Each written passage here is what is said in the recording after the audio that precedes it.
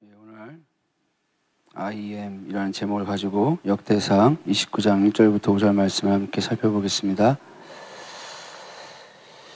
역대상 29장 1절부터 5절입니다.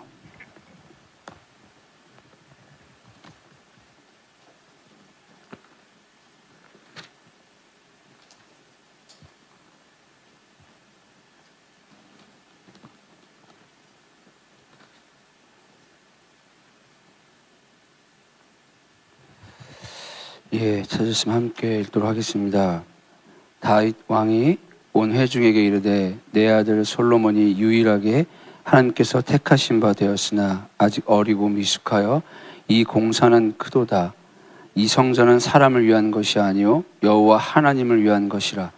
내가 이미 내 하나님의 성전을 위하여 힘을 다하여 준비하였나니 곧 기구를 만들 금과 은과 녹과 철과 나무와 또 만호와 가공할 검은 보석과 채석과 다른 모든 보석과 옥돌이 매우 많으며 성전을 위하여 준비한 이 모든 것 외에도 내 마음이 내 하나님의 성전을 사모함으로 내가 사유한 금, 은으로 내 하나님의 성전을 위하여 드렸노니 곧 오빌의 금 3,000 달란트와 수는 7,000 달란트라. 모든 성전 벽에 입히며 금, 은 그릇을 만들며 장인의 손으로 하는 모든 일에 쓰게 하였노니 오늘 누가 즐거이 손에 채워 여호와께 드리겠느냐 하는지라. 아멘.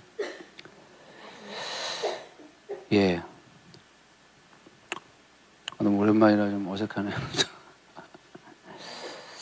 저는 이제 제주 한 달 살이를 잘 하고 왔습니다. 남들이 들으면 믿지 않는 친구들은 아주 신세가 아주 그냥 훤하다. 어디야? 전화가 오랜만에 됐어요. 선배 하나가 죽어가지고 한 살 많은 선배인데 이쪽으로 가야 중앙이구나.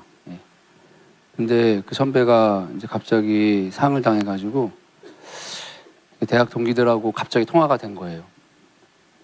너 어디야? 그래서 나 제주도 와서 못 가. 왜 제주도 가 있어? 한 달간 내려왔어. 그래서 와, 한 달 살이야. 서울 몰라. 제주 한 달 살이 너무 추웠습니다. 난 제주도가 이렇게 추운지 몰랐습니다. 눈이 비예요. 비인데 눈으로 바뀌더라고요. 바람이 너무 많이 불어가지고 분명히 비였는데 바람이 부니까 눈으로 바뀌어요. 그리고 우리처럼 이렇게 한방눈을 소복소복 이쁘게 내리는 게 아니고 이 바람이 막 몰아쳐가지고 막 때리는데 돌멩이처럼 막 바삭 튀는 거예요. 그리고 너무 껌껌해.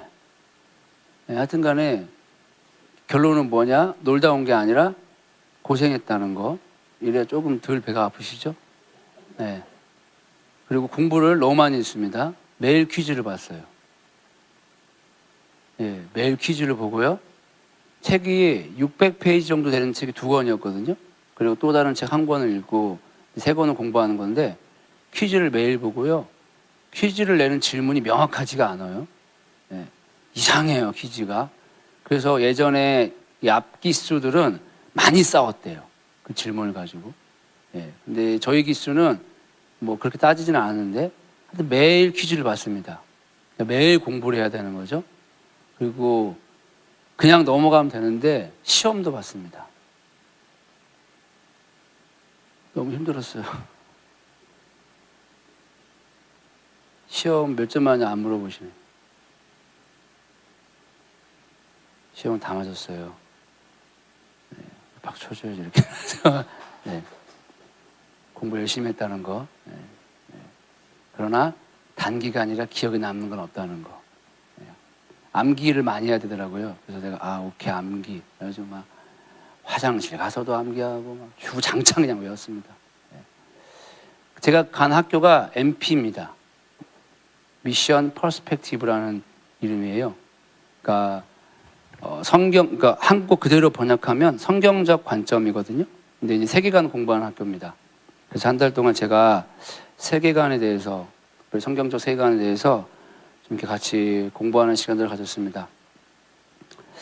오늘 뭘 나눠야 될까 이렇게 기도를 하면서, 그리고 올라오자마자 또 갑자기 또 NGCPP를 갔다 오게 됐어요. 바로 NGCPP 들어가서 돌아오니까 이제 수요일날 저녁 때 됐거든요. 예, 그래서 지금 적응 기간입니다. 그래서 적응 다 했죠. 사실 다 했고. 예, 그러면서 이제 뭘 나눠야 될까 기도하는데, 사실 이렇게 다 뭐 그냥 머릿속에 어느 정도 그려졌는데, 근데 계속 그게 아닌 것 같더라고요.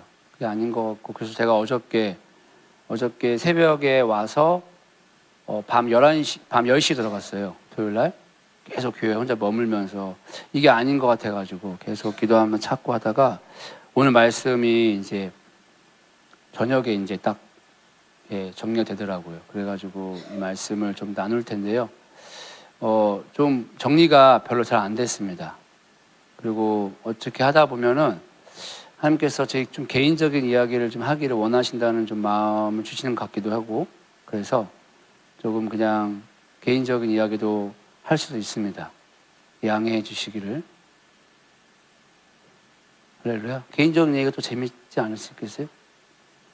네, 할렐루야. 가보겠습니다. 네. 오랜만에 뵀는데 이렇게 분위기가 무섭네.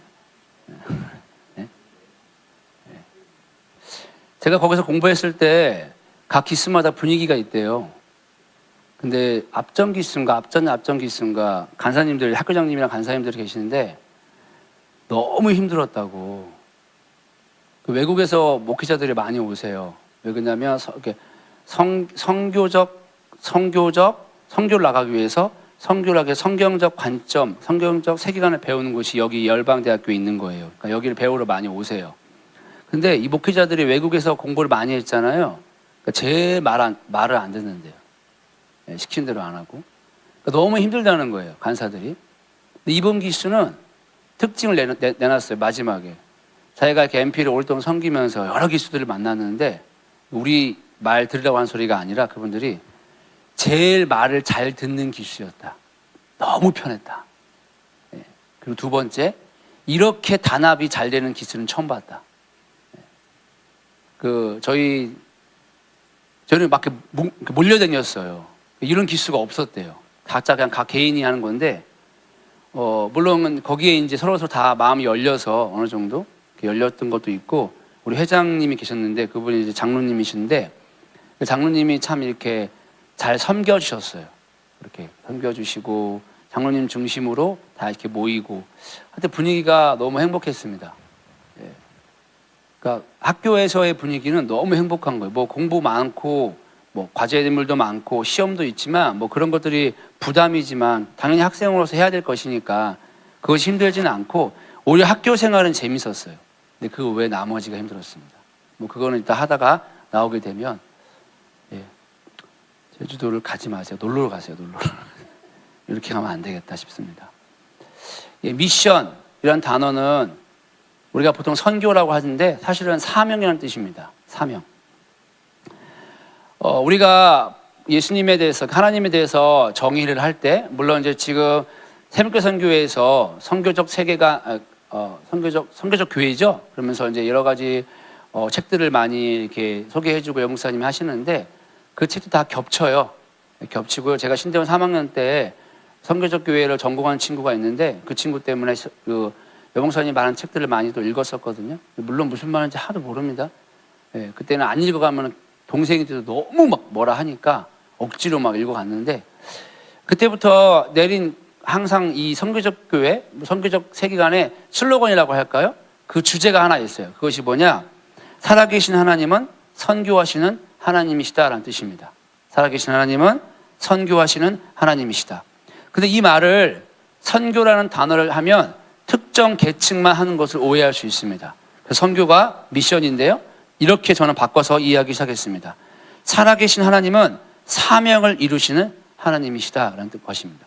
사명을 이루시는 분이시다라는 거예요. 자, 그러면 사명이 뭘까? 사명이 뭔 걸 알아야 하나님 이 사명을 이루는 걸 우리가 알 수 있지 않습니까? 하나님이 자신과 똑같은 존재 하나를 만들어냈습니다. 그게 사람이었죠. 똑같은 존재. 너무나 이뻤어요. 너무나 사랑스러웠습니다. 그런데 이 사랑스러운 존재와 하나님이 어떤 관계가 되기를 원했냐면 연합의 관계가 되기를 원했습니다. 특별히 창세기에 보면 부모를 떠나 남자와 여자가 하나 되는 것을 말하고 있는 거예요. 이게 하나님의 목적이었어요. 사실 이 남자는 우리 예수님이죠. 왜냐, 이 당시에 부모는 하나님밖에 없으니까. 그 여자는 우리입니다. 그러니까 남자와 여자가 부모를 떠나서 둘이 하나 되는 거예요. 둘이 하나가 되면 뭐가 나오냐? 생명이 나오는 거예요. 남자가 여자가 결혼하면 생명이 나오는 것처럼, 그리고 그 생명이 온 세상에 가득하기를 원했습니다. 그렇게 연합으로 말미암은 생명이 가득하게 되길 갈망하면서 이 세상을 창조하셨어요. 근데 인간이 이 하나님의 목적에서 벗어나기 시작했습니다. 나 독립할 거야, 혼자 살 거야 라고 하면서 남편을 버리기 시작했어요. 그러니까 여자 혼자 사니까 고생길이 훤한 거예요. 그래서 찾아온 게 생명이 아니라 죽음이었습니다. 죽음을 맞이하게 된 거예요. 근데 하나님이 창조하신 목적은 그게 아니었던 거예요. 생명이었던 거예요. 연합이었던 겁니다. 그래서 이것을 회복해야 되겠다라는 사명을 가지고 있었던 것입니다. 이 사명을 완수하기 위해서, 하나님의 목적을 회복하기 위한 사명을 완수하기 위해서 하나님이 하신 방법이 무엇이냐? 아들을 아낌없이 다 내어주신 것입니다. 그러한 희생을 다 치르신 거예요. 그 아들의 희생으로 말미암아 다시금 연합의 관계로 회복이 되었고, 그 회복된 연합으로 말미암아 생명이 넘치게 되는 그런 관계가 회복이 된 것입니다. 이러한 사명을 하나님께서 갖고 계셨고, 이러한 사명을 이루기 위해서 자신의 모든 것을 다 내어 놓으셨다는 것을 우리는 알 수 있습니다. 자, 그런데 이러한 하나님을 똑같이 닮은 존재가 오늘 본문에 나오는 바로 다윗입니다. 다윗. 하나님의 이 사명을 이루기 위해서 자신의 모든 것을 내어놓은 것처럼 다윗 또한 이 사명을 이루기 위해서 자신의 모든 것을 내어놓는 것, 바로 그것이 오늘 역대상 29장의 내용인 것입니다. 제가 성경에서 가장 듣고 싶었던 표현이 뭐였냐면 하나님 마음에 합한 사람이다 라는 것이었어요. 그러니까 예수를 믿자마자 이 표현이 마음에 꽂혔습니다. 그래서 제가 항상 기도했어요. 누가 나를 기도해 주면 꼭 이 기도 감동이 나오기를. 한 번도 받아본 적이 없어요. 아직 모르는 것 같아요. 아무도 나에게 당신은 하나님 마음에 합한 사람이다라고 말을 해준 적이 없어요. 근데 저는 이 말을 너무나 갈망합니다. 하나님과 똑같은 존재라는 거잖아요. 그런 존재가 누구였냐? 다윗이었습니다. 여러분, 다윗이 8번째 아들이었습니다. 뭐 어떤 사람은 뭐 사생하다 그러는데, 저는 거기는 동의하지 않고요. 그냥 8번째 아들이었습니다. 근데 너무도 잘난 형님들 사이에서 존재감이 없었어요. 사무엘이 다 데리고 오라고 했을 때 심지어 아버지조차도 그를 별로 뭐 썩 이렇게 생각하지 않은 그런 존재가 바로 다윗이었습니다. 부모나 형제들로부터 존재감이 없는, 어쩌면 버림받은 존재처럼 살아가는 사람이 바로 다윗이었어요. 그 당시 노예들이나 하고 있던 목동 일을 누가 했느냐? 다윗이 한 거예요. 이 다윗이 그냥 노예처럼 취급을 받은 것입니다. 들판에 나가서 이 목동으로서 양을 쳤습니다. 양을 칠 때마다 그가 늑대들이 쳐들어오고 뭐 곰이 쳐들어올 때마다 그때마다 거기서 자신들의 양을 지켜주고 자신을 지켜준 하나님을 경험하기 시작합니다. 이 다윗은 이 목동에서, 들판에서 누구를 알아가기 시작했냐? 하나님을 알아가기 시작한 거예요. 그리고 그렇게 이제 아버지의 심부름에 따라서 전쟁터에 나갔습니다. 심부름 왔는데 형들이 막 뭐라 해요. 밥 갖다 주는데. 근데 나가서 보니까 이스라엘 백성을 개 취급하는 거예요. 부정한 짐승 취급하는 것입니다. 그래서 이거 안 되겠네? 라고 하면서 나가 싸웁니다. 여러분 알다시피 다윗의 힘과 능력으로 이긴 것이 아니었죠? 산돌이신 그리스도 예수가 다윗으로 하여금 이기게 한 것입니다. 다윗이 그렇게 골리앗 앞에 설 수 있어서 서서 승리를 경험하게 한 것도 다윗의 능력과 다윗의 지혜가 아니었어요. 들판에서 만난 하나님이 다윗을 이기게 해주셨습니다. 또한 다윗이 왕으로 임명받고 이제 사울의 그 왕의 사위가 되었습니다. 그리고 전쟁에 나가서 다 이겼어요. 그런데 사울이 질투합니다. 천천히요 만만이나 그러면서 아니 장인 어른이 사위를 죽이려는 일까지 발생하게 됩니다. 그때마다 이 죽음의 위기 가운데서도 위기를 건져주신 분이 누구였느냐? 하나님이었습니다. 왕이 되어서 다윗이 살인을 저지르고 간음한 짓을 저지르게 됩니다. 근데 그때마다 다윗을 용서해 주시고 다시 한결같이 함께 있어 주신 분이 누구였느냐? 바로 하나님이었습니다. 이런 다윗에게 찾아오셔서 말씀하신 거예요. 내가 너의 나라를 영원히 이어가게 해줄게. 다윗이 얼마나 감격스러웠을까요?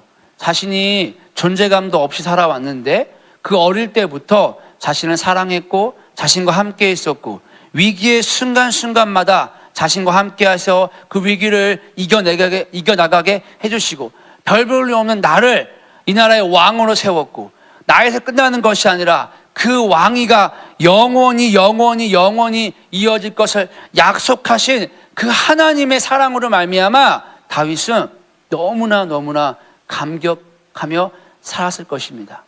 아니 추측이 아니라 그렇게 살았습니다. 그래서 이 사랑을 알았기에 다윗은 이 사랑이 다윗을 통하여 흘러갈 수밖에 없는 거예요. 그러니까 다윗의 주위에는 누가 모이느냐? 이 사랑이 필요한 존재들만 모이게 된 것입니다. 사무엘상 22장 2절에 보니까 환난당한 모든 자와 빚진 모든 자와 마음이 원통한 자가 다 그에게로 모였고 그는 그들의 우두머리가 되었는데 그와 함께한 자가 400명 가량이었더라. 여러분 다윗이 주위에 빚진 자, 환난당한 자, 마음이 원통한 자 다 이런 존재가 모인 거예요. 그리스도 예수의 사랑이 충만한 다윗, 그래서 이로 말미암아 흘러가는 생명이 필요한 존재들이 그렇게 마치 이 벌이 꽃을 보고 날아오는 것처럼 다윗을 보고 그 생명에 있는 곳으로 이러한 존재들이 다가오게 된 것입니다. 다윗은 이들에게 자신에게 부어주시는 그 하나님의 사랑이 이들 가운데 흘러가게 한 거예요. 그리고 이러한 존재들이 환난당하고 빚지고 마음에 원통한 이 모든 자들이 하나님의 나라를 세우는 일꾼이 된 것을 우리는 다 알 수가 있는 것입니다. 다윗의 목표는 처음부터 끝까지 하나였던 것입니다. 바로 하나님을 아는 것. 그것이 다윗의 유일한 목표였습니다. 다윗의 사명은 무엇이냐? 하나님과 함께 있기를 원했던 거예요. 매일 만나고 싶었습니다. 그래서 이 다윗은 이 하나님을 향한 이 마음을 어떻게 표현을 했냐? 이 사명을 어떻게 감당했느냐? 성전 짓는 것으로 표현을 하기 시작했습니다. 그래서 다윗은 전생애를 거쳐서 딱 하나 한 것을 우리가 볼 수 있어요. 성전 짓기를 원했습니다. 다윗에게 가장 행복했던 순간은 골리앗을 물리쳤을 때가 아니었을 거예요. 왕으로 기름 부음 받았을 때가 아니었을 것입니다. 그의 잘난 아들 압살롬, 수많은 아들들이 태어났을 때도 아니었을 것입니다. 아름다운 여인들을 맞이했을 때도 아니었을 거예요. 어쩌면 다윗에게 가장 큰 기쁨, 행복, 그리고 힘은 바로 하나님 자신이었던 것입니다. 그의 일생이 그것을 증명하고 있는 것입니다. 그러니까 다윗의 유일한 사명은 무엇이냐? 바로 하나님 만나는 것입니다. 그리고 하나님이 머무는 그곳에 자신이 있는 것, 그것이 다윗의 유일한 사명이었습니다. 이 비전이었죠. 그 비전을 감당하기 위한 다윗의 사명은 바로 성전을 짓는 것이었습니다. 그런데 이 비전이 이러한 사명을 감당함으로 말미암아 다윗 혼자만 그것을 누리는 것이 아니라 자신과 똑같은 후손들 그리고 백성들도 같은 행복, 같은 기쁨, 같은 만족을 누리게 되기를 갈망했어요. 그러니까 성전 짓는 게 다 참여하라고 한 것입니다. 다윗이 이 하나님의 뜻을 위해서 이 자신이 이것을 감당하기 위해서 내놓는 것들을 보게 되면 어마어마한 것을 볼 수 있습니다. 다윗이 오빌의 금 3,000달란트와 수는 7,000달란트를 내놓았어요. 여러분, 제가 이 한 달란트가 금 34kg인데 어제 인터넷 찾아보니까 금 시세 뭐 이렇게 하는 사이트가 있더라고요. 거기 1kg이 얼마냐? 9,900만 원이더라고요. 1kg이. 금 1kg이 한국 돈으로. 그래서 계산을 해봤어요. 그러면 1달란트가 34kg니까 9,900 곱하기 34. 거기다가 3,000달란트 3,000을 곱하는 거예요. 그럼 답이, 형님 지금 답 나왔죠? 네? 이 쉬운 걸로 계산하는데. 네. 약 238조, 금만. 뻥 아니야? 제가 생각을 했습니다. 너무 많은 금액인 거죠. 근데 어찌 돌이켜보면 솔로몬 시대에 금과 은이 돌처럼 많았다라고 하는 거 보면 아마 다윗 시대에도 그 정도는 되지 않았을까? 그러니까 지금 우리가 상상하지 못할 금, 사비예요, 사비. 이 사비를 하나님의 성전을 짓는 데서 내놓습니다. 뭔가 이상한데? 제가 지금 얘기를 하는데 마치 성전 건축하는데 헌금을 하는 식으로 말하는 거죠. 성전 건축 안 하시잖아요. 우리 끝났으니까. 그렇죠? 다행이네. 그렇죠? 예, 그런 거 아니면 저 의도한 거 아닙니다. 저는 성전 건축 안 하니까. 예. 여러분, 근데 다윗이 모든 걸 다 쏟아 부은 거예요, 지금. 예? 이거 내고서 설마 또 얼마큼 있었겠습니까? 저는 그렇게 생각하지 않습니다. 다 내놓은 거예요. 왜냐? 자신의 사명이었어요. 하나님 보고 싶은 거예요. 근데 혼자만 한 게 아닌 거예요. 다 같이 내자라고 한 겁니다. 그러니까 이 백성들이 더 많이 냅니다. 더 많이 내요. 이들은 약 금 190톤, 은 370톤, 375톤을 내놓은 겁니다. 상상하지 못할 양을 막 내놓은 거예요. 자, 이들이 이런 것들을 내놓을 때, 야, 왕이 내니까 왕의 눈치를 보면서 냅니까? 우리가 보통 헌금할 때 담임 목사님이 1,000만 원 내면 중직자들은 그런 거 내야 되나? 뭐 눈치 보면서 합니까? 그렇지 않은 거죠. 예, 백성들은 그렇게 하지 않았습니다. 뭐라 그랬냐? 역대상 29장 6절에 보니까 이에 모든 가문의 지도자들과 이스라엘 모든 지파의 지도자들과 천부장과 백부장과 왕의 사무관이 다 즐거이 드리되.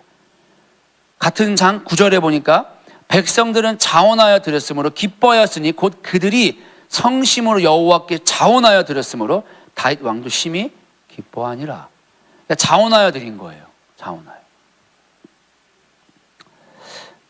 여러분, 이들이 이렇게 고백할 수밖에 없었던 이유가 무엇이었을까요?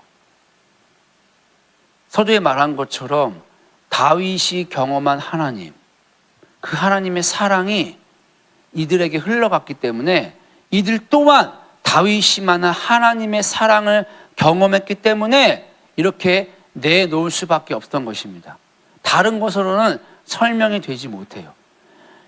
다윗과 함께 했던 백성들이 부자였고 똑똑했고 잘난 사람들이 아니었습니다. 이들이 환난 당하고 마음이 눌리고 소위 말해서 사회적으로 약자층들이었어요. 근데 이들이 어떻게 다윗과 같이 지도자가 되어서 한 나라를 다스리는 존재가 되었는가? 그것은 다윗이 경험했던 하나님의 사랑이 다윗을 통해서 흘러가서 이들이 회복되었기 때문인 것입니다.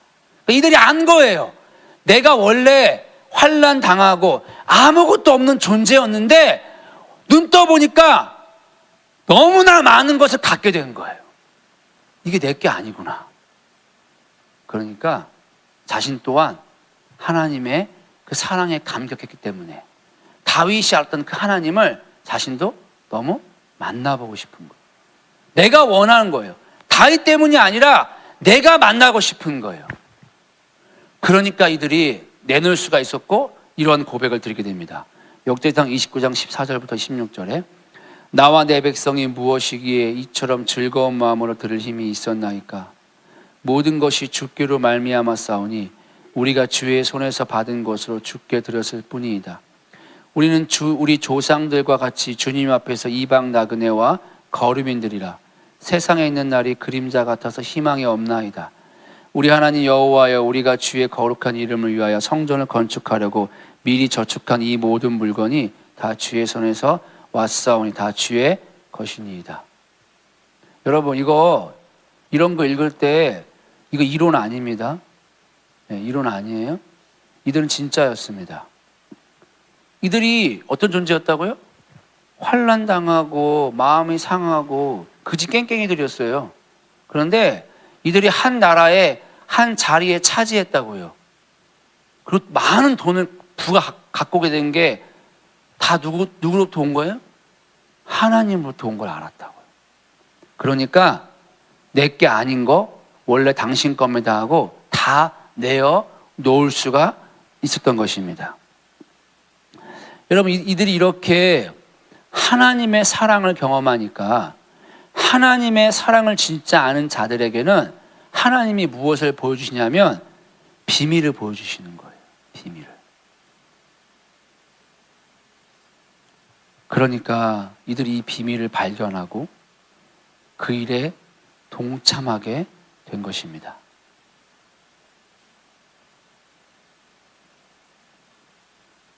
다 내어놓으실 수 있으시겠어요, 우리는? 우리가 옛날에 그런 노래 있던데, 알몸으로 태어나서 못한 벌은 건졌잖소. 그렇죠? 여러분, 우리가 그냥 벌거벗은 채로 태어났잖아요. 근데 오늘날 누린 이 모든 것들이 누구의 은혜입니까? 왜 이렇게 분위기가 이상해졌어요? 화기애애해야 한다고 하는데 되게 어색하네요, 여기. 교회는 되게 화기애애해야 되는데. 누구의 은혜죠? 정말요? 그럼 다 내놓을 수 있으세요? 너무한 거 아니야? 너무한 거 아니야를 지금 누가 하고 있냐? 다윗과 이 사람들이 하고 있는 거예요. 이 사람들 진짜였던 거예요. 돈 다 내놓으라는 거 아닙니다. 제가 말하는 거는 우리가 먹고 살 거는 하나님이, 그렇죠? 네. 여러분, 근데 제가 나눌 거예요. 제가 이걸 제 개인적인 이야기를 할 수밖에 없을 것 같아요. 이게 왜 굉장히 어렵다는 거를. 여러분, 이 본문을 왜 기록해 놨을까요? 여러분, 이 역대상하는요, 에스라가 쓴 겁니다. 이거는 바벨론 포로로 갔던 이스라엘 백성들이 이제 고국으로 돌아오죠. 근데 먼저 돌아오기 전에 이미 이스라엘 백성들이 고국으로 돌아와서 학개와 스가를 통해 성전은 다 건축이 되었던 상태입니다. 완성된 상태였던 거예요. 근데 에스라가 와가지고 이 역사를 쓰게 됩니다. 그러면서 말하는 거예요. 하나님의 백성들이 이렇게 성전 짓는데 헌신했다고. 여러분, 이미 성전은 건축되어 있어요. 그러니까 이스라엘 백성들의 포로된 다음 세대들은 이 말 들어봤자 와닿지 않아요. 성전에 헌신할 필요가 없는 거예요. 그냥 뭐 그런가 보다라고 하고 넘어갈 수가 있는 거예요. 학개와 스가랴 때 이 말을 했으면 부담이 심했을 거예요. 돈 내놔나 보다. 굳이 역사를 끄집어 와가지고 성전을 너희 선배들이 이렇게 했으니까 너희도 이렇게 라고 말했으면은 부담이 됐을 거라고. 근데 이 말은 다 완성해 놓은 상태에서 그 다음 세대에게 말하는 거예요. 여러분, 역대상이 29장이고요. 역대하가 36장입니다. 65장이에요. 근데 이 65장 중에 무려 24장이 성전 이야기를 하고 있습니다. 약 37%입니다. 여러분, 역대기는 유다의 역사 이야기예요. 유다의 역사 이야기. 근데 이 역사의 기간이 어떻게 되느냐? 약 490년인 거예요. 여러분, 우리가 조선왕조 500년이라고 그러잖아요. 조선왕조 500년, 이 조선왕조 실록에 보면 각 왕마다의 역사적 사건들이 막 기록되어 있어요. 뭐 분량이 그게 차이가 안 날 거라고요. 대동소이할 거라고요. 자, 그런데 약 동일한 역사 기간 안에 무려 이 에스라는 남유다에게 37%나 되는 그 시간을 할애해가지고 무엇을 말하고 있냐면 성전을 말하고 있는 거예요. 성전을. 그러니까 얼마나 이 부분을 강조하고 싶은지를 우리가 알 수 있는 것입니다. 누구에게? 다음 세대에게. 다음 세대에게. 하나님이 왜 그러면 이렇게 의도적으로 성전 얘기를 많이 했냐는 것입니다. 다음 세대에게 돈 낼 필요가 없어요. 얘네들은 다 지어져 있으니까. 그러려면 좀 성전의 의미를 우리가 좀 알아야 되겠죠. 여러분, 구약시대의 성전은 하나님께서 함께 거하신다는 상징이었습니다. 성전은 그 의미가 있는 거예요. 성전 자체의 의미가 있는 것이 아니라 거기에 하나님이 머물게 그 장소로서의 의미가 있는 것입니다. 그런데 신약에 와서는 예수님이 뭐라 그러냐, 내가 너희와 함께 머무는 표야 라고 직접 말한 거예요. 내 이름을 임마누엘이라고 했잖아요. 우리와 함께 계시다. 그러니까 구약의 성전이 성전의 기능을 하려면 하나님이 그 백성과 함께 해야 되는 거예요. 근데 예수님이 이 성전의 실체로서 오신 거예요. 함께하는 성전으로서 이 땅에 오신 것입니다. 요한복음 1장 14절에 말씀이 육신이 되어 우리 가운데 거하심에, 이 거하심에가 장막을 친다는 뜻입니다. 자, 성전 전에 이스라엘 백성들은 장막을 쳤어요. 이 장막 또한 이스라엘 백성들 가운데 하나님이 함께 하신다는 뜻입니다. 그러니까 예수님이 지금 성막과 성전을 통해서 성막과 성전의 실체이신 그리스도 예수가 너희 안에 오셨어 라고 말하는 겁니다. 자, 그러면 하나님의 의도가 분명해지는 거예요. 하나님은 다음 세대에게 누구에게 헌신하라고 하는 거냐? 그리스도 예수께 헌신하라고 하는 것입니다. 너희 아비 세대가 모든 것을 들여서 그리스도 예수께 헌신했어. 마찬가지로 다음 세대인 너희도 모든 것을 들여서 그리스도 예수께 헌신해야 돼 라고 말을 하고 있는 거예요. 여러분, 다윗이 이 하나님의 목적을 알았다니까요. 그리고 그 일을 이루고 계신 하나님을 알았어요. 선교하신 하나님이시라니까요. 그래서 자신도 그 일에 동참한 것입니다. 다윗이 한 가지 목표, 사명은 무엇이냐? 눈에 보이는 성전 짓는 게 아니었고요. 거기에 자기 전 재산 쏟아붓는 게 아니었고요. 그리스도 예수를 아는 것이 다윗의 유일한 목표였던 거예요. 거기에 자신의 모든 것을 다 걸어가지고 예수 그리스도 알기를 원했던 것입니다. 그가 가진 재산보다, 그가 가진 왕위보다, 그가 가진 그 어떠한 것보다 다윗은 그리스도 예수가 그의 유일한 목표요, 목적이었습니다. 자, 이 일을 감당하기 위해서 다윗이 했던 일이 뭐냐? 예배였던 걸 알 수 있어요. 제가 아까 전에 읽은 하나님께부터 받은 것을 하나님께 내어드린다고 그랬잖아요. 이 개념이 정확하게 예배입니다. 그러니까 다윗과 그의 무리들은 이 하나님의 사명, 우리와 연합되기를 원하는, 그리하여 그리스도 예수를 우리 가운데 보내신 이 하나님의 사명을 감당하기 위한 이들의 부르심은 뭐냐? 정확하게 예배자인 것을 볼 수 있습니다. 그렇게 예배자의 부르심을 감당하면서 하나님의 사명을 감당하니까 다윗과 그의 백성을 통하여 무엇이 흘러갈 수밖에 없느냐? 하나님의 생명이 흘러갈 수밖에 없었던 것입니다. 이 일에 다윗은 모든 것을 걸었습니다. 그런데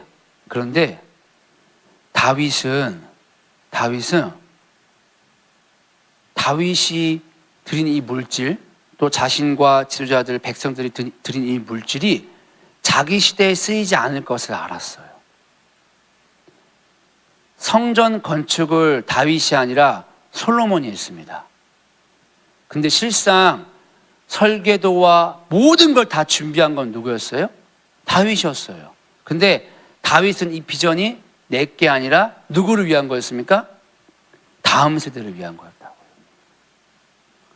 다음 세대가 자신들처럼 예수 그리스도가 그들의 유일한 목적이요 목표가 되고 그리스도 예수께 받은 모든 것들을 그리스도 예수께 올려드리는, 그리하여 하늘에서 이루어진 뜻이 땅에서 이루어지는 그러한 예배자로 살아가고 자라나는 것을 보는 것이 이들의 또한 사명이었던 것을 볼 수 있습니다. 그러니까 다윗과 그의 백성들은 다음 세대를 위해서 다 헌신했던 것을 알 수 있는 거예요. 그런 면에서 다윗은 이렇게 고백할 수 있을 것 같아요. 영화 어벤져스라는 영화가 있어요. 거기에 안 보셨죠? 있어요. 이제 어벤져스 영화 있는데 그 주인공이 아이언맨인데, 참 이게 다 아이언맨이 마지막 모든 걸 종결할 때 이렇게 해요. I am 아이언맨 하고 탁 튀기고 다 구하거든요. 예. 한 사람이 죽음으로 말미암아 온 인류가 다 살아났습니다. 여러분, 다윗 한 사람으로 말미암아 그 시대뿐만 아니라 다음 세대까지도 살아나는 것을 볼 수 있습니다.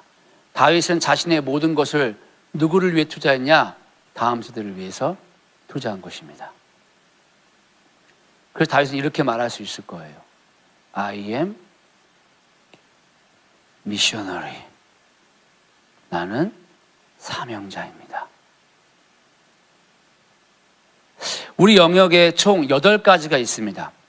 나라를 제자 삼는 하나님의 8가지 영역이라는 책, 이번에 제가 공부한 책인데요. 거기에 보면 정치, 경제, 과학, 종교, 가정, 교육, 커뮤니케이션, 예술.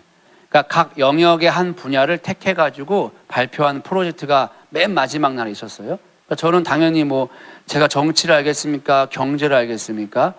경제에 좀 관심이 갔는데 아는 게 없으니까 제가 울며 겨자 먹기 어쩔 수 없이 종교 영역을 택할 수밖에 없는 거예요. 종교 영역을 택했습니다. 택하면서 쭉 살펴봤어요. 생각을 하게 되고 하나님께 주신 것들을 나눴습니다. 여러분, 다윗은 자신의 모든 것을, 하나님의 뜻을 발견해서 자신의 모든 것 동참했어요. 다 쏟아낸 거예요. 그리고 다음 세대를 위해서도 그것을 다 투자했습니다. 이렇게 할 수 있을까? 제가 제 얘기를 할 수밖에 없을 것 같아요. 제가 일본 선교를 준비하고 있습니다. 예. 특별히 주신 나라가 일본하고 이스라엘이에요. 예, 일본하고 이스라엘 나라를 주셨고, 주시면서 3년이라는 단어도 주셨어요. 오키나와, 특별히 일본에서 오키나와라는 지역을 줬는데, 그 오키나와를 기도하다 보니까 오키나와랑 이스라엘의 공통점을 제가 발견하게 됐어요. 왜 하나님이 이스라엘과 일본을 말하실까? 오키나와 지도를 보면 우리나라와 일본과 중국과 대만과 필리핀은 딱 중앙에 있습니다. 그런데 1세기에 이스라엘 사람들의 지도는 어떻게 되냐면 이스라엘이 중심이고요. 이쪽은 유럽, 아시아, 아프리카예요. 자기 나라가 중심인 거예요. 교통의 중심이죠. 그러니까 정확하게 영적으로 똑같은 상황인 거예요.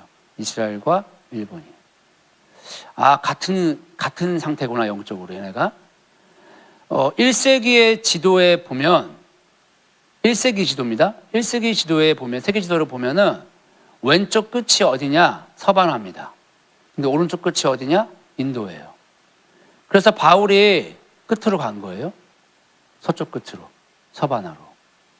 인도로 누가 갔죠? 도마가 갔습니다. 도마가 인도로 간 이유는 다 하나입니다. 거기가 끝이니까요. 자, 그럼 도마와 바울이 왜 끝으로 갔을까요? 복음 전하려고요? 그게 타락한 겁니다. 그게 아직 예수님 모르는 거예요. 얼굴 구하는 게 아닙니다. 많은 영혼들을 죽게 돌아오게 하려고요? 그게 아직 하나님의 얼굴을 구하는 게 아닙니다. 다윗은 그렇게 하지 않았어요. 바울도 그렇게 하지 않았고요. 도마도 그렇게 하지 않았습니다.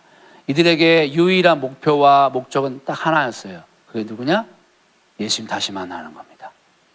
복음이 땅까지 이르려면 내가 다시 온다고 그랬거든요. 그들은 그 문자 그대로 믿은 거예요. 그래서 바울은 예수님 너무 생각해 보세요, 여러분. 바울은 예수님과 사역 안 했어요. 자칭 사도예요, 자칭 사도. 일평생 사도권을 변호했습니다. 여러분, 사도 바울이 쓴 서신서를 읽어볼 때마다 저는 마음이 아파요.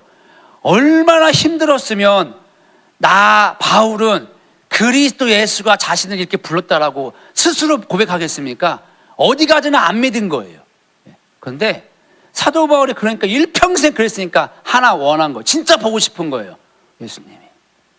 도마도 마찬가지잖아요. 예수님이 너무 보고 싶었어요. 그러니까 당시 땅끝인 인도로 간 거예요. 그들에게는 영혼이 죽게 돌아오는 게 아니었어요. 그들에게 유일한 목적은 딱 하나예요. 예수님 다시 만나는 거예요. 이게 우리의 유일한 사명이어야 됩니다. 여기 이 사명을 이루기 위해서 각자의 향한 부르심은 달라요. 바울은 이방인을 위한 사도로서의 부르심을, 소명을 감당해서 이 사명을 이룬 거죠. 그러니까 사명이 먼저인 거예요. 미션이 먼저입니다. 자, 정치, 경제, 사회 모든 영역에서 우리 한 사람 한 사람 각자 다 불렀습니다. 저는 특별히 종교 영역으로 불렀고요.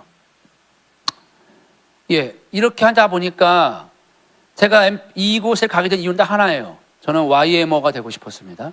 하나님께서 YMO를 되라고 말씀하시는 것 같았어요. 제가 총신이니까 저 총신 측에 선교 단체가 있어요. GMS라고 합니다. 그러니까 선교를 나가면 이런 거 중요하지 않아요. 너 어디 출신이야? 이게 중요해요. 그러니까 저는 뭐 합동이면은 이제 GMS입니다. 이게 되게 중요하거든요. 이게 없으면 사역하기 어려워요. 근데 저는 이제 기도를 하는데 GMS는 아닌 것 같아요. 그래서 기도하는데 YMO 하나님께서 말씀하시는 것 같아가지고 YMO가 돼야 되겠다. 그래서 알아보니까 제가 DTS를 했고 때마침 MP 이걸 들어야 되는 거예요. 그게 YMO가 될 수가 있는 거예요. 그런데 신기하죠? 이게 원래 MP가 11월 달에 있는데 1월로 옮겨진 거예요. 그래서 제가 만약에 11월 달에 했으면 못 갔어요. 1월에 하니까 갈 수가 있었던 거예요. 근데 저뿐만 아니라 거기 오는 사람들이 대부분 다 선교사는 아니거든요. 근데 각자의 이유가 있어가지고 11월에 했으면 여기를 못 오는 거예요. 근데 1월에 하니까 올 수가 있었던 거예요. 그러니까 이번에 주제가 In His Time이었는데 하나님 때 안에서 정확하게 그런 사람들만 모아놓은 것이죠. 그러니까 저는 첫날부터 은혜 받고 시작하는 거예요. 네. 사실 저는 은혜 별로 못 받았어요. 힘들었어요. 자, 그런 마음으로 제주도로 갔습니다. 기쁜 마음으로 가지 않았고요. 저에게 선교를 준비해 주신 마음은 요셉 말씀이요. 창세기 45장 5절 말씀이었거든요. 네가 그 애굽에 가서 감으로 말미암아 너로 말미암아 이 백성 다 구원받을 거라고. 사실 생각해보세요. 요셉이 자원해가지고 애굽 갔나요? 아니거든요. 네, 나 요셉인데 내가 애굽에 가면 이렇게 계획을 세우면 이 백성이 나를 말미암아 구원받을 거야. 그렇게 하지 않았거든요. 요셉은 그냥 꿈만 꿨고요. 팔려나간 거거든요. 그래서 제가 사실은 요셉 이 말씀을 받으면서 너무 힘들었어요. 야, 이런 것도 성경인가? 근데 그 책 첫 장에 요셉이 나오는데 요셉이 누구냐? 비자발적 선교 유형 중에 한 사람, 대표 사람인 거예요. 근데 그분들이 학교 정님이 뭐라 그러냐? 요셉을 예를 들면서 하나님이 요셉을 보내셨습니다라고 써 있더라고요. 그러니까 제가 그 말씀을 받았기 때문에 첫 밤부터 이제 위로받고 시작하는 거예요. 자, 그런 식으로 이제 가게 됐습니다. 자, 근데 너무 힘들었어요. 예, 여러분들은 제가 놀러 간 사람들 생각하고, 예, 굉장히 힘들었습니다. 정확하게 3주 3일을 우리 애들이 아팠습니다. 그리고 제 아내도 아팠고요. 제 아내가 그런 말 한 사람이 아닌데 집에 가고 싶다고. 그리고 저는 이제 비바람을 맞으며 학교를 가는 그 길에 이렇게 고백했어요. 하나님, 나 혼자면 갈 수 있습니다. 근데 왜 나 때문에 제 아내와 애들이 고생해야 됩니까? 나 혼자 가겠습니다. 근데 학교를 가면 너무 편한 거예요. 되게 따뜻하고 정말 가족 같고 서로 말은 많이 하지 않는데 하나님이 임재하시니까 분위기가 그런 거예요. 그러니까 예배 드리면 참 좋고 그렇게 제주도에서 2주 3일을 보내는데 한국 음식을 먹는데 맛이 너무 없어요. 소화가 안 돼요. 그리고 너무 마음이 막 짓눌리는 거예요. 그래서 제가 이렇게 고백을 했어요. 너무 힘들다. 왜 이렇게 힘든지 모르겠어요. 라고 하니까 씩 웃으시면서 일본 가신다 그랬죠? 예, 제가 대충 흘려서 말하니까 그분들이 그렇게 말씀하시는 거예요. 제주도를 잘 적응해 보세요. 제주도와 일본의 영적 상황이 아주 비슷합니다. 제가 그 한마디 듣자마자 알겠더라고요. 아, 여기가 선교지 내가 미리 와 있구나.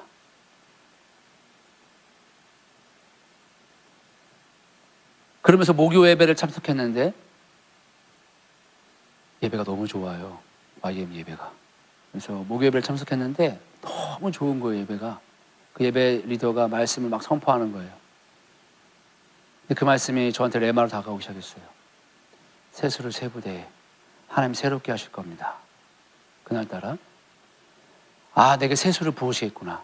환경은 변하지 않고 상황은 변하지 않았어요. 여전히 애들은 아프고 아내는 힘들어하고. 그러니까 이런 거예요. 집에서 쥐가 나와요. 둘째 딸내미가 와 쥐다 그러는 거예요. 부엌에서 아내가 막 기겁을 하는 거예요. 나가보니까 이제 부엌을 가보니까 구멍이 하나 나 있는 거예요. 그러니까 고리 밖에서 고리가 이렇게 걸라고 연결해놓은 그건 구멍이었는데 그게 고리가 빠져 있더라고요.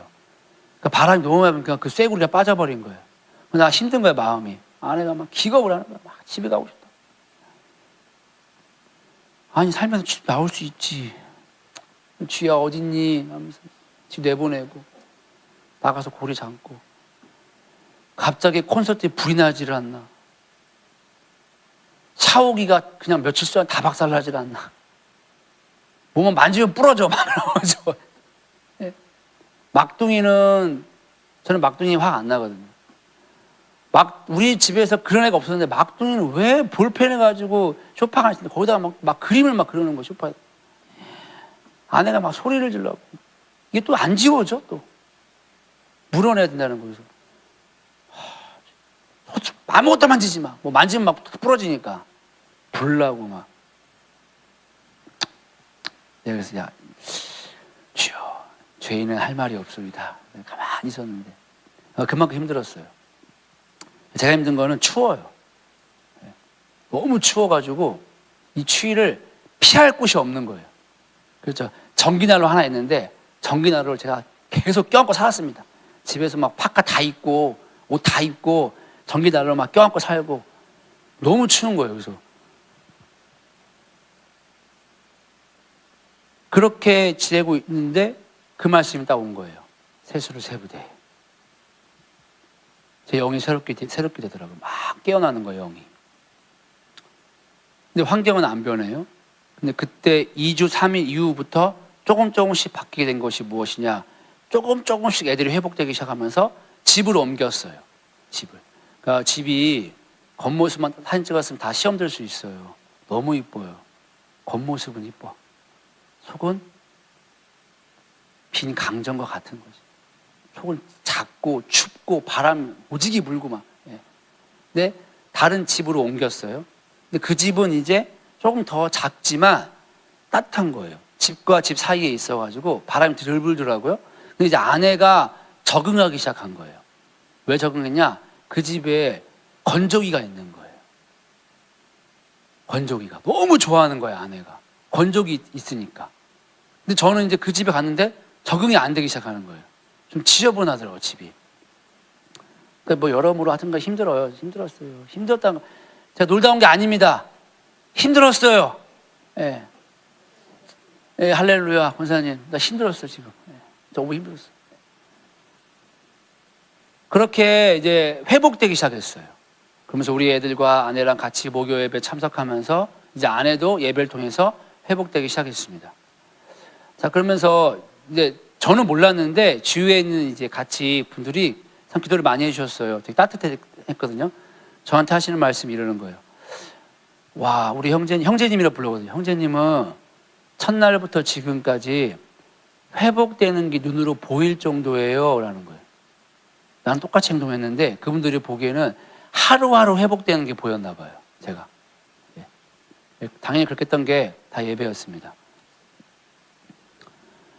자, 근데 그렇게 하고 있을 때, 하나님이 또 붙일 만한 사람들을 또 붙이는 거예요. 만나게 해주는 거예요. 저 기도의 집이 비전인데 어떤 분 한 분이 끝나갈 때쯤에 부산 여자분이셨는데 불러요, 저를. 그 YM에도 기도의 집이 있습니다. 근데 그 집의 리더였어요. 부르더니만, 아니, 형제님, 사투리 하는 거예요. 형제님 비전이 기도의 집이라면서요. 이건 부산말이 아니죠? 부산말로 하는 거예요? 아, 예. 그런데 이제 참고로 무슨 말인지 50%밖에 못 알아들었어요. 아, 네네. 했는데 잠깐 얘기 좀 하세요. 얘기를 하는데 막 질문을 하는 거예요. 그 저는 잘 모르니까 제 마음만 얘기했어요. 그분이 가만히 듣고 있더니만 이러지 말고 우리 팀을 만납시다. 팀을 만났습니다. 그래서 저보고 얘기 좀 해보래요. 이게 다인 거예요. 그럼 얘기를 해야 돼요. 이 목사가 안 좋아. 얘기해보래요, 그냥. 그래서 그냥 제 마음에 있는 것들을 나눴어요. 근데 15분이 딱 지났거든요. 근데 정확히는 1시간 15분이 지났어요. 체감 시간은 15분이었습니다.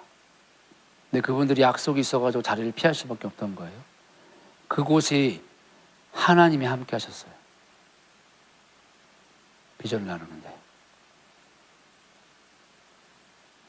그래서 그분이 뭐라 그러냐, 내가 제 부르심이 뭐냐면요, 한번 물면 안 놓는데요, 내가 당신을 물었습니다. 내가 당신과 연결하겠습니다. 그래서 그렇게 기도해서 비전을 갖고 온 사람 만났고요. 제가 전도도 했습니다. 그분이 저한테 물어보더라고요. 마지막 때 메시지에 대해서 듣고 싶은데, 그분이 마지막 때 사명을 30년 전에 받았대요. 부산에서. 메시지 좀 알려주세요 라고 하길래, 포도나무 교회를 아세요? 모른대요. 여주호 목사님 십자가봉 설교를 들어보십시오. 그게 마지막 때의 메시지입니다. 이 무게감을 여러분들이 같이 공감했으면 좋겠어요. 이게 무슨 말인지. 율법주의, 기복주의, 인본주의 이론 말하는 거 절대 아닙니다. 네. 그래서 그분이 너무 감격스러워서 내가 꼭 들어보겠다고, 네, 너무 감사하다고, 제가 또 다른 분에게 또 복음을 전했습니다. 또 전도를 했어요. 그분은 페루 선교사님이신데 얘기를 나누다가, 혹시 포도나무 교회를 아세요? 십자가 복음 들어봤다는 거예요. 그걸 들어보십시오. 십자가 복음을. 그리고 이분이 다음날 감사합니다. 그래서 제가 그걸 드렸어요. 올 4월에 십자가와 성령 컨퍼런스 있으니까 그거 참석하시고 선교 가십시오. 그리고 가서 연결 한번 해보십시오. 페루 쪽으로. 길이 도와줄 겁니다. 그래서 그분에게도 복음을 전했죠. 전도를 한 거예요. 이러면 선교에서 나한테 칭찬해 줘야 되는데. 네.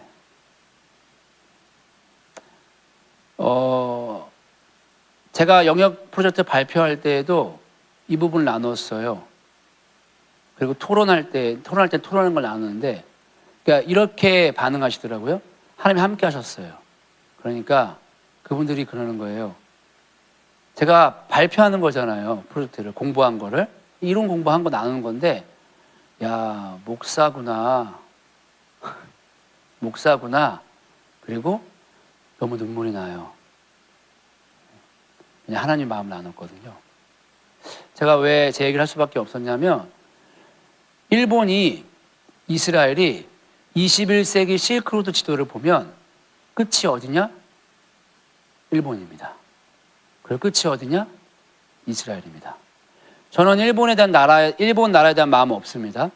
이스라엘 자체에 대한 나라에 대한 마음 없습니다. 제 마음은 우리 예수님 다시 오시는 걸 꼭 보기를 갈망하는 거예요.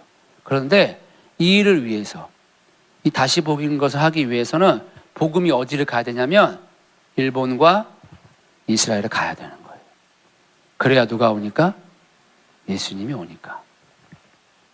제가 감당해야 할 종교 영역에서의 부르심은 바로 사명은 일본을 가는 것이고, 3년 뒤에 모르지만 이스라엘과 연결되는 것입니다. 근데 이 일이요, 여러분들이 생각하는 것처럼 쉬운 거 아닙니다. 제가 제주도 얘기를 했죠? 쉽지 않았다고요. 여기에 곱하기 몇 배가 일본 생활이 될 겁니다. 일본이 선교사들의 무덤이에요. 예. 후쿠오카에 대해서 이번에 DTS 팀들이 대만, 태국, 후쿠오카 이렇게 여러 지역들을 발표를 해요. 그러면 이런 대만, 태국 이런 지역들은 사역의 성과가 있어요. 막 나눕니다. 근데 일본 딱 나오는데 자막이 나와요. 뭐라고 나오는지 아세요? 비록 열매는 없지만. 열매가 없는 거예요. 사람이 안 옵니다. 20년 사역했는데 한 명도 없다고. 그게 일본입니다.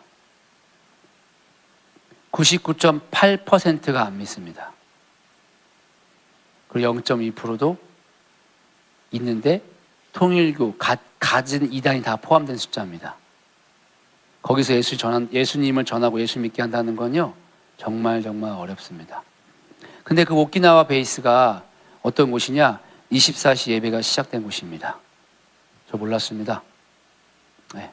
그 오키나와 베이스를 방문해서 나눴을 때, 그 24시 예배가 시작된 곳이 거기였고요. 거기서 이지만 선교사가 시작됐습니다. 그러니까 이런 상황을 봤을 때 하나님이 인도하시는 게 맞는 것 같아요. 근데 제가 왜 그럼 맞으면 가면 되지? 갈 겁니다. 준비해서요. 근데요, 마음이 어려워요. 다윗처럼 이렇게 헌신한 거요. 제가 물어봤잖아요. 저한테는 이론이라고요. 제 헌신은 뭐겠어요? 제 인생과 제 아내와 제 자녀들을 다 같이 데리고 가는 겁니다. 여러분, 이거 어렵습니다. 제가 거기 가서 무슨 소리 들은 줄 아세요? 애들 현지인 학교 보내세요.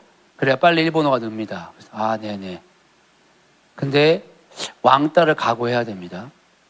여러분 자녀들한테 그렇게 말하고 들으면 내가 그래, 우리 아들은 왕따를 각오해야 돼, 그래 내가 보내야지, 이렇게 마음 들 수 있겠습니까? 거기 일본이에요. 한국 사람들 왕따 시킨다는 거예요. 보낼 수 있겠습니까? 못 보내겠더라고요. 그렇게 말하는 선교사님 정말 밉더라고요. 근데 그분이 현실을 말해주는 거예요. 또 현실이 뭐냐? 기도 많이 하셔야 돼요. 여기는 선교사 자녀들이 적응하기가 좀 어렵습니다. 그래서 자칫 잘못하면은 게임 중독에 빠질 확률이 많아집니다. 일본이 그렇습니다. 그런데 그래도 일본을 사랑해서 사역을 하셔야 돼요, 이런 식으로 말하는 거예요. 나는 그렇게 말하고 싶어서. 난 일본 사랑하지 않아요. 저는 일본 안 사랑해요. 저는 내 마음에 일본 없어요. 이스라엘도 없어요. 내 마음에는 오직 예수님밖에 없어요. 근데 예수님이 다시 오시기 위해서 내게 준 소명이 일본이기 때문에 일본 가려고 하는 거예요. 그 이상 그 이하도 아닌데, 보는 관점이 좀 다른 거죠. 그리고 결정타가 뭐냐? YM 선교사로 가야 되는데 학교장님이 저를 불러요. 3주, 이제 한 주 반 남았거든요. 형제, 그러니까 YM 선교사 못 받을 수 있어요. 아니, 뭔 소리야 이거. 지금 회복되고 있는데 부부가 같이 받아야 되는데 좀 문제가 생겼어요, 그러는 거예요. 그래서 못 받습니다. 그러면 너는 뭐 했냐? 거기 가서 어찌거렸냐? 지금을 따지면은 저는 못 받습니다. 그러면 저는 아무 소속감 없이 그냥 가야 되는 거예요. 맨 땅에 헤딩해야 되는 거예요. 그럼 여러분 이 상태에서 일본 가라 그러면 여러분도 갈 수 있겠습니까? 소속감이 없어졌어. 하루아침에 아무것도 못해. YM 선교사 못해. 사역 못해. 그냥 가면은 사역 안 됩니다. 일본 사람 전도 안 된다고 그랬잖아요. 근데 YM 선교사로 가면은 좋은 게 있어요. YM 베이스가 있잖아요. 그 베이스에서 24시 예배가 있고, 저는 비전이 너무나 확실하고, 그러니까 거기 가서 내가 이거 기도의 집 세우겠다?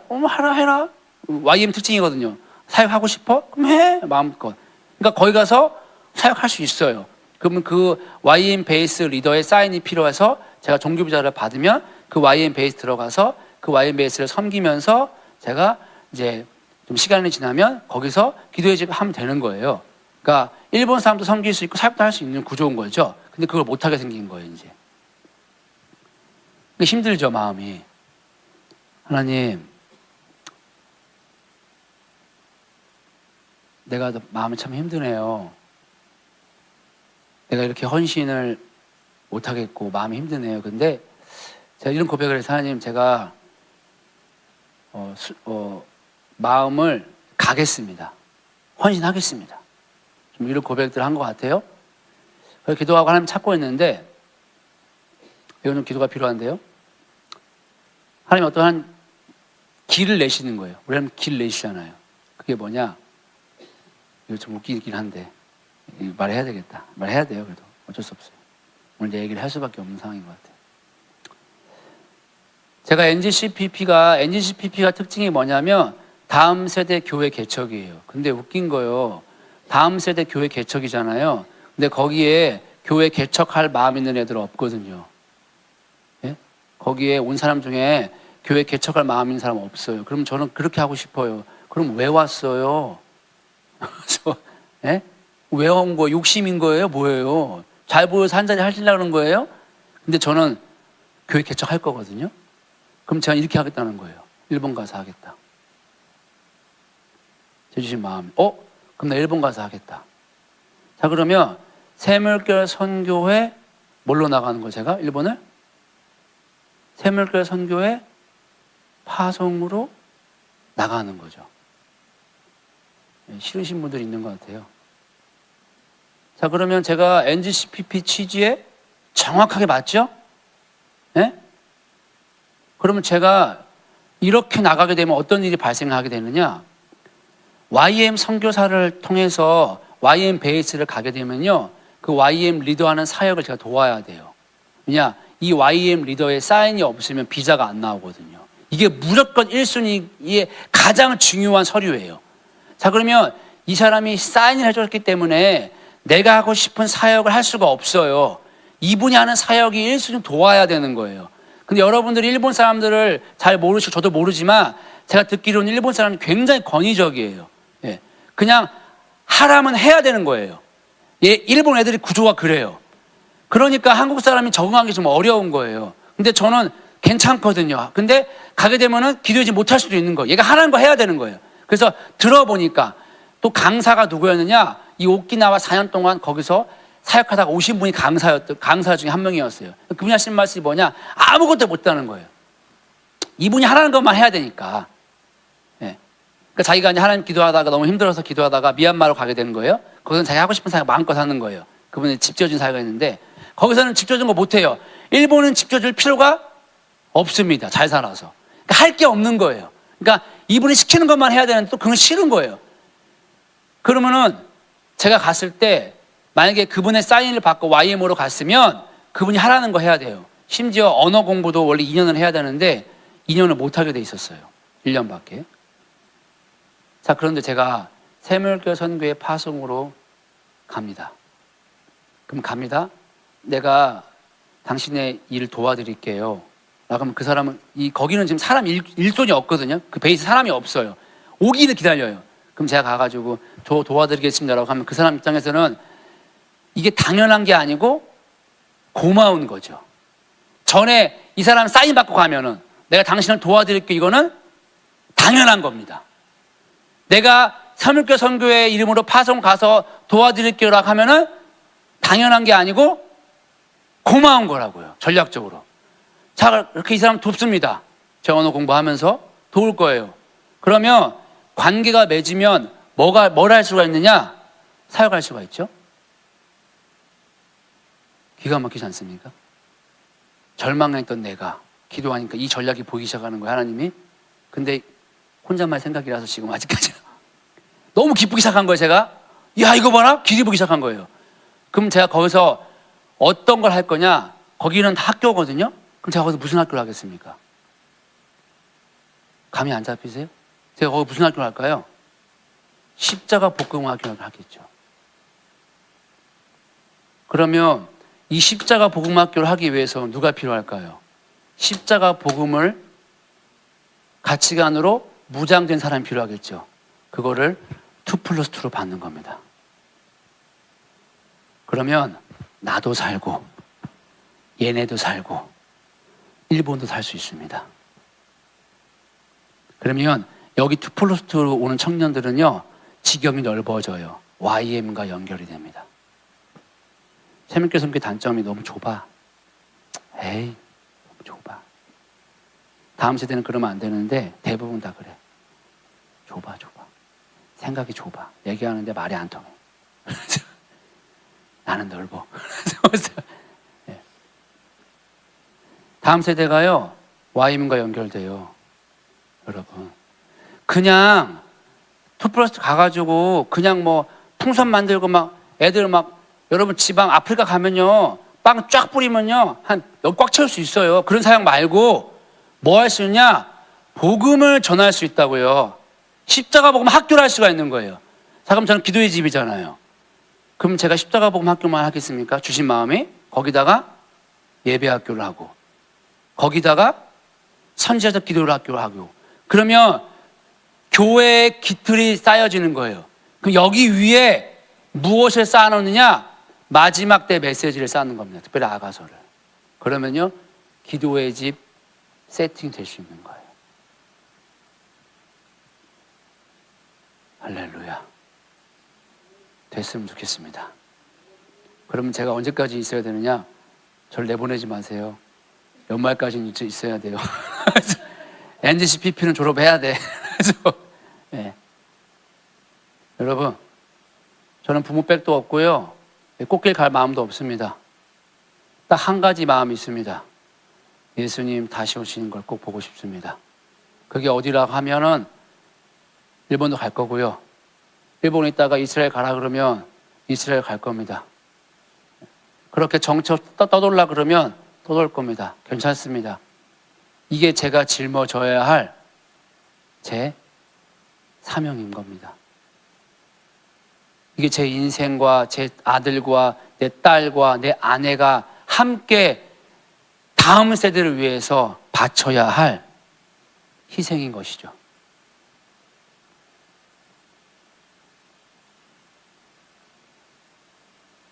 제가 이것을 생각하고 가지 않았어요. 그냥 저는 MP 받고 기도하다가 YM 대 선교사 나가야겠다. 그냥 그 생각만 했거든요.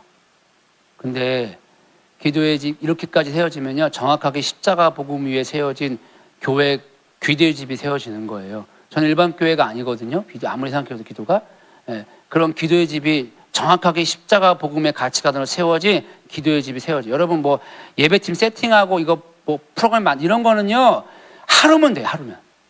그거는 찬양팀 세우는 게 아니에요. 그런 건 하루면 됩니다. 가치관 바꾸는 게 평생 걸리는 거예요. 근데 일본의 장점이 있습니다. 일본 다 안 온다 그랬죠. 한두 명밖에 안 오거든요. 한 명 오면 돼요. 한 명. 그 한 명을 이거대로 세우면 되는 거예요. 근데 일본 애들은 한 번 오면 안 가. 또 얘들이 특징이 그래. 한 번 뿌리 내리면 잘 안 갑니다. 근데 또 삐지면은 왜 삐졌는지는 몰라. 그 다음 날부터 안 나온대요. 근데 한 번 내리면 완전 파고 들어간대요. 그러면 그런 한 명만 그 오키나와에 세워지면요 그 비전대로 되는 거예요. 한국, 일본, 대만, 중국, 필리핀까지 덮을 수 있습니다. 그리고 그 불길이 어디를 가느냐? 이스라엘로 갈 겁니다. 그렇게 복음이 이 기도의 집에 예배의 불꽃이 흘러가면요 저는 기대해요. 우리 예수님 다시 올 거예요. 할렐루야. 기쁘죠? 여러분 제발 째려보지 마시고 불쌍하다 생각하시고 제가 누가 있습니까? 제가 빽이 있습니까? 돈이 있습니까? 누가 나를 기도해 줍니까? 네. 할렐루야. 검사님 감사하고 사랑하고 축복합니다. 여러분 제가 그곳에 가서 연말까지 잔잔하게 NGCPP 잘 마치고 어디냐 이런 사역을 잘 감당할 수 있게 되면 얼마나 좋습니까? 그러면 창세기 45장 5절 이루어지는 거예요. 나 때문에 다 사는 겁니다. 나 때문에? 그런 건 아니죠. 그런 꿈을 꿔봅니다. 할렐루야. 여러분 제가 가 있으면 여러분도 오키나와 오실 수 있잖아요. 오키나와 관광지에 관광지. 그래서 제주도보다 훨씬 좋아요. 그래서 오키나와 관광지입니다. 할렐루야. 아이고야 불펜 떨어졌네. 저는 이렇게 제 사명을 감당해 내겠습니다. 제가 이렇게 희생하겠습니다. 힘들합니다. 마음이 어렵습니다. 말은 이렇게 하지만 실상 마음이 힘듭니다. 여러분들이 감당해야 될 다음 세대를 위한 그 헌신과 희생은 무엇이겠습니까? 이 한마디만 하고 마치겠습니다. 제가 제주도에 있으면서 여러 교회를 다녀봤잖아요. 참 귀한 시간이었어요. 어느 교회는 개척교회 갔는데 성도가 한 명이 있어요. 그리고 저희 식구들밖에 없는 거예요. 우리가 대식구잖아요. 되게 좋아해요. 그러니까 갔는데 민망하긴 하더라고. 성도 한 명 있는데. 그래서 근데 예배가 너무 좋아요. 와, 예배가 너무 좋은 거예요. 목사님 예배 인도하시는데. 또 어느 교회를 갔어요. 지인의 교회를 간 거예요. 근데 거기는 교회가 너무 허름해. 본당이 너무 허름한 거예요. 왜 이렇게 허름해? 근데 딱 느낌이 오는 거예요. 그 느낌이 뭐냐? 생동감이 장난이 아닌 거예요. 제주도는 크리스찬이 없어요. 근데 애들이 50명이에요. 주일학교가. 그리고 작년 여름 성경학교 때 400명 왔대요. 거기에 대부분의 애들이 50명이라는 뜻은 그 부모들이 나이대가 어떻게 되는 거죠? 30, 40대인 거예요. 근데 물어봤어요. 왜 이렇게 됐어요? 지인한테 물어봤거든요. 그러니까 본당이 진짜 허름해요. 80년대 본당이에요. 근데 옆에 들락날락 센터라고 다음 세대를 위한 센터를 지은 거예요. 그때 기도했대요. 다임 목사님 새로 오셔가지고 7년 전인가 오셔가지고 이제 본당을 새롭게 하느냐 센터를 지느냐. 근데 이분이 아니다. 다음 세대 투자합시다. 그리고 본당은 진짜 완전 시골 그런 거예요. 근데 이 들락날락 센터를 지은 거예요. 근데 여기를 1층을 애들 놀이공간을 너무 잘 만들어 놨어요. 2층을 부모님 쉼터로 만들어 놓은 거예요. 주일날 교회 갔습니다. 그러니까 어떻게 소문이 났냐? 애들이 어디를 가는 거예요? 거기로 오는 거예요. 시설이 좋아야 됩니다. 애들이 옵니다. 그러니까 부모가 당연히 거기로 옵니다. 그럼 부모는 애들이 놀면서 쉴 데가 없잖아요. 그러니까 어디 가면 2층 카페로 올라갑니다. 다 무료예요. 그런데 다 좋게 해놨어요. 거기서 모여서 뭐가 되느냐? 교제가 되는 거예요. 그러니까 그 엄마들이 어디로 올 수밖에 없느냐? 자동적으로 안 믿는 사람들도 그 교회를 등록하기 시작한 거예요. 그렇게 정확하게 3년 만에 교회가 분위기가 확 바뀌어버린 거예요.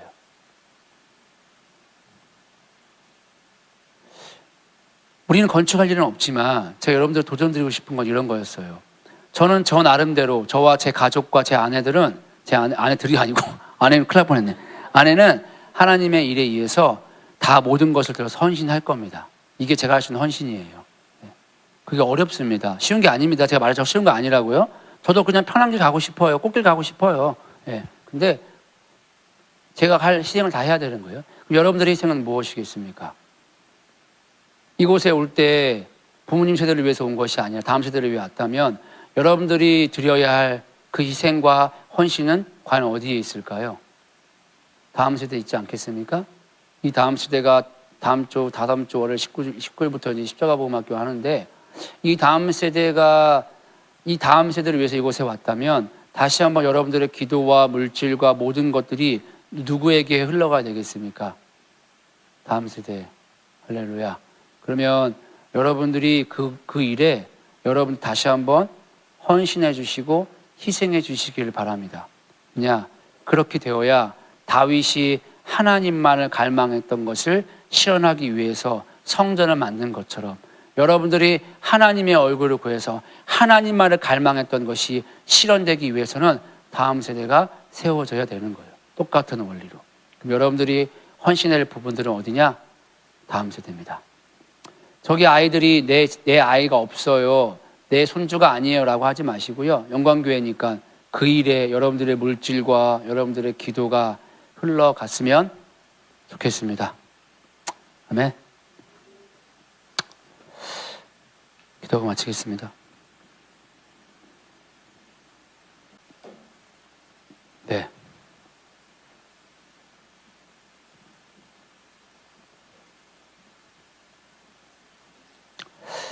제가 제주도에서 참 많은 사람들을 만났고 좋은 관계들을 많이 다시 갖게 됐습니다.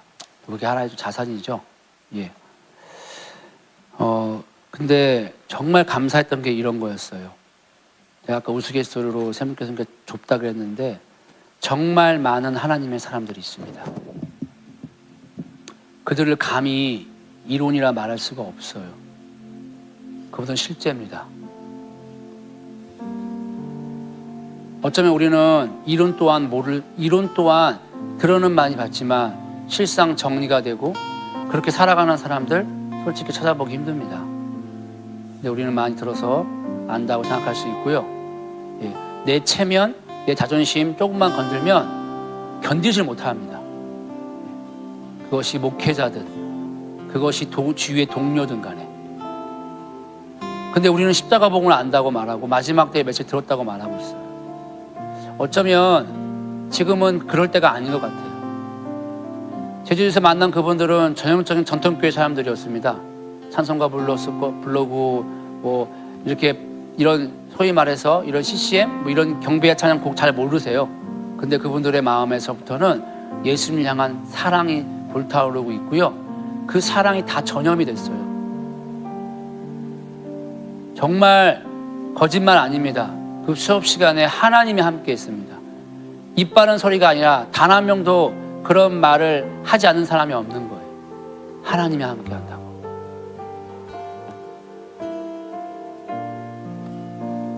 하나님이 지금 하나님의 사람들을 모으고 있는 것 같아요. 진짜 우리 예수님을 갈망하는 사람, 진짜 우리 예수님을 위해서 모든 것을 다시 한번 다 내어놓을 수 있는 사람, 다시 예수님의 이 마음이 있는 다음 세대를 위해서 모든 것을 들여서 헌신할 수 있는 그런 아버지의 세대들. 저는 여러분들이 꼭 그런 분들이 되시기를 간절히 갈망합니다. 우리 영광교회를 향한 하나님의 뜻이 굉장히 큽니다. 그리고 그 일은 작지 않습니다. 반드시 이루어질 겁니다. 근데 그 일에 여러분들과 여러분들 다음 세대가 함께 쓰임받기를 갈망하고요. 그리고 오늘 찬양의 마지막 곡처럼 모두가 다 정말 영광교회 진짜 한 명도 빠짐없이 모두가 다 예수님 사랑한다고, 모든 영광 예수님 홀로 받으시라고 여러분들이 이곳에서 고백할 것이고, 저는 또 제가 있는 곳에서 고백할 것입니다. 여러분들의 마음이 어디에 있는지 전 잘 모릅니다. 여러분들의 비전이 뭔지 잘 모릅니다. 그런데 여러분들의 비전이 무엇이든지 간에, 여러분들의 마음이 어디 있든지 간에 우리의 마음은 단 하나, 예수 그리스도 외에는 있으면 안 되는 거예요. 그 외에는 있으면 안 돼요. 그것이 어떠한 비전이든지 간에, 그것이 어떠한 사역이든지 간에, 그것이 내 부모든지 간에, 그것이 내 남편이든지 간에, 내 자녀든지 간에 단 하나, 예수, 그 이름에 저와 여러분들의 심장이 뛰어야 되고, 그 이름에 저와 여러분들의 입가에 미소가 나와야 되고, 그 이름에 저와 여러분들의 눈에 눈물이 흘러야 하는 것입니다. 우리는 그렇게 시작했습니다. 그리고 그렇게 갈 것이고 그렇게 마무리할 것입니다. 그날에 함께 어느 곳에 있는지는 모르겠지만 반드시 함께 예수님의 이름을 부르고 예수님께 영광을 돌렸으면 좋겠습니다. 그렇게 쓰임받는 영광교 되기를 예수님의 이름으로 축복합니다. 예수님 감사합니다. 정말 사랑합니다. 이 귀한 교회 가운데 하나님 은혜를 마음껏 부어주십시오. 하나님 말씀하신 것처럼 그 하나님의 한량없는 사랑을 부어주십시오. 어린아이부터 어른에 이르기까지 한 명도 빠짐없이 그리스도 예수의 사랑으로 충만케 되게 하시고, 그리스도 예수의 사랑으로 하나 되게 하시고, 하나 된 이 교회가 생명이 흘러서 이 의왕시, 더 나아가 경기도, 더 나아가 대한민국, 더 나아가 온 열방을 적시는 그 생명의 근원지가 되게 해 주십시오. 그렇게 이곳을 택하셨사오니 당신의 기름을 마음껏 부어주세요.